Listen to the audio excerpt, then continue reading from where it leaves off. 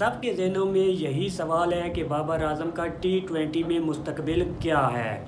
अभी mic Hesson जो कि बासित खान के साथ बैठे थे, एक इंटरव्यू हुआ, उसमें इनडायरेक्टली आप समझ सकते हैं कि बाबर आजम के मुतल्लिक बातें की गई हैं। उनसे सवाल पूछा गया कि T20 का जो आप स्क्वाड बना रहे हैं या टीम बना रहे हैं, इसमें कौन कौन आपके प्लान का हिस्सा हैं। तो माइक हैसन कहते हैं कि भाई साहब कोई भी प्लेयर मेरे प्लान से बाहर नहीं है, सब पे मेरी नज़रें हैं, लेकिन सबको अपनी गेम चेंज करनी पड़ेगी। जिसको पाकिस्तान की तरफ से खेलना है उसको अटैकिंग क्रिकेट खेलनी पड़ेगी, उसको माइंडसेट बदलना पड़ेगा, उसको टीम में आने के लिए अपनी जो परफॉर्मेंस है वो बेहतरीन देनी होगी। मज़ीद कहते हैं कि पाकिस्तान का दरवाज़ा हर किसी के लिए खुला हुआ है, ये तमाम लोंडे जो हैं मेरी नज़रों में हैं। यानी कि इनडायरेक्टली उन्होंने बाबर आजम पे बात की है। वो कहते हैं कि भाईजान अपनी गेम बदलनी होगी, अपने लिए नहीं टीम के लिए खेलना होगा। ये माइक हैसन ने कहा है बाबर आजम के मुतल्लिक इनडायरेक्टली, क्योंकि इस टाइम पाकिस्तान का जो स्टार है वो है बाबर आजम। बाबर आजम इस टाइम आप कह सकते हैं कि एक बुरे दौर से गुजर रहा है। बासित खान तो यही सवाल करना चाहते थे और जवाब सुनना चाहते थे बाबर के मुतल्लिक, लेकिन माइक हैसन ने इनडायरेक्टली बाबर आजम को टारगेट किया है। पहले सुनने में आया था कि माइक हैसन चाहते हैं कि बाबर आजम, रिजवान, ये T20 प्लान का हिस्सा हमारा है और इन पे हमारी नज़रें हैं और ये पाकिस्तान टीम के अहम रुकन है और ये टीम में रहेंगे। लेकिन अब उन्होंने कहा है कि पहले आपको अपनी गेम चेंज करनी होगी। अगर आपने किसी की जगह लेनी है तो भाईजान पहले गेम चेंज करनी होगी और बाद में उससे अच्छी परफॉर्मेंस देनी होगी।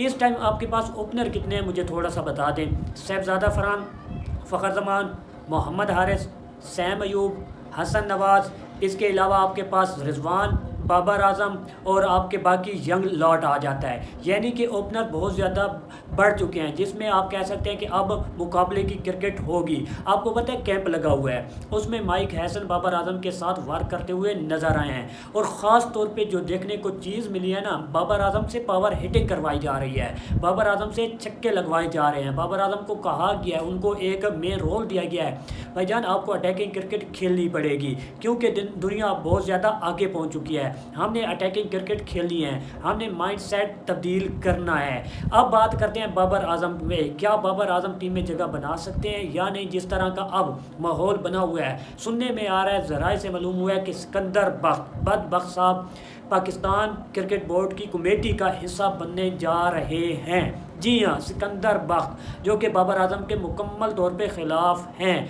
अब सुनने में आया कि सिकंदर बख्त को कमेटी का हिस्सा बनाया जा सकता है। अब मेन बात क्या है, बाबर आजम क्या T20 टीम में जगह बना सकते हैं या नहीं बना सकते।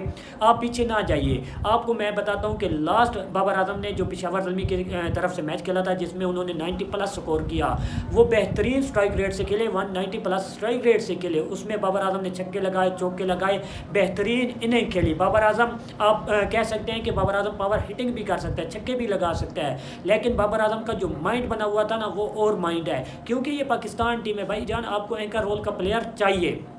पहली बात, अगर ये जो आपका स्क्वाड है ये नए लड़के हैं, अगर ये मार्क वुड के सामने आएंगे, आर्चर के सामने आएंगे, आपके बुमराह के सामने आएंगे, इसके अलावा अर्शदीप सिंह के सामने आएंगे, हार्दिक पांड्या के सामने आएंगे, इसके बाद मिचेल स्टार्क के सामने आएंगे, हेजली वुड के सामने आएंगे, तो ये क्या करेंगे वो देखने वाला होगा।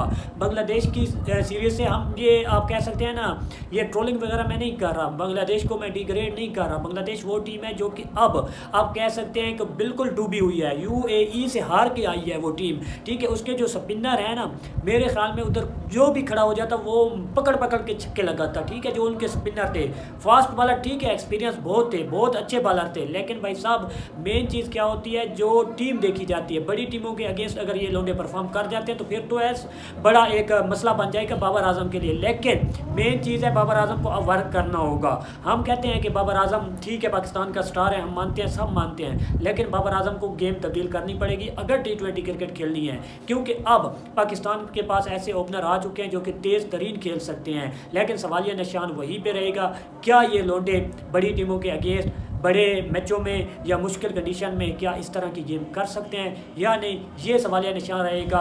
और बाकी बाबर आजम के मुतालिक मैं आपको बता सकता हूँ 2026 का T20 वर्ल्ड कप तो बाबर आजम खेलेंगे सही, ठीक है। इसके अलावा बाबर आजम का बाकी T20 करियर आगे का नहीं पता, लेकिन 2026 तक बाबर आजम की मेरे ख्याल में अभी तक कोई जगह नहीं ले सकता, क्योंकि बाबर आजम वो पाकिस्तान का हीरा है, वो स्टार है जो कि कम ही आते हैं पाकिस्तान में, और इसकी कदर करें क्योंकि ये हमें एक अच्छा हीरा मिला हुआ है। बाकी आप हमसे जुड़ जाएं, हमारे चैनल को सब्सक्राइब करें। शुक्रिया, अल्लाह हाफिज़।